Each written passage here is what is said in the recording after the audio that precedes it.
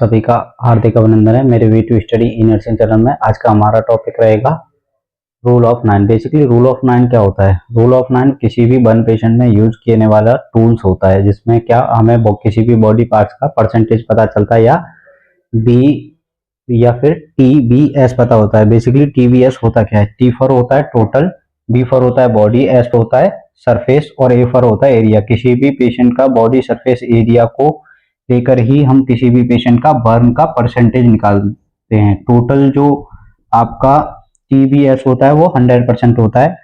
एक बार जानते हैं हम रूल्स ऑफ 9 के बारे में। बेसिकली रूल्स ऑफ 9 क्या है? प्लास्की एंड टेनिसन 1949 ने ये थ्योरी प्रोवाइड की फॉर बर्न पेशेंट के लिए। ठीक है, ये आप तालिका से एक बार समझ सकते हैं। ये होता है नेम, अडल्ट और चाइल्ड। अडल्ट और चाइल्ड में डिफरेंट डिफरेंट परसेंटेज होता है, इसलिए हम लोग एक बार डिफरेंशिएशन को जानेंगे। LA होता है लेफ्ट आर्म, आर्म होता है यानी कि आपका बाजू को हम लोग मेडिकल टर्म में आर्म बोलते हैं। अडल्ट में होता है 9%, चाइल्ड में भी 9% होता है।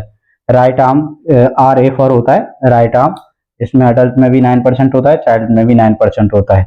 हेड में 9% होता है अडल्ट में, जबकि चाइल्ड में आपका 18% होता है, यानी कि अडल्ट का डबल हो जाता है। चेस्ट में आपका 9% रहता है, पीट्स में भी आपका 9% रहता है, एब्डोमेन में 9% रहता है अडल्ट में, चाइल्ड में भी आपका 9% रहता है। बैक में 18% होता है अडल्ट में और चाइल्ड में भी 18% रहता है। आपका लेफ्ट लेग में 18% रहता है अडल्ट में, पीट्स में 13.5% होता है चाइल्ड में।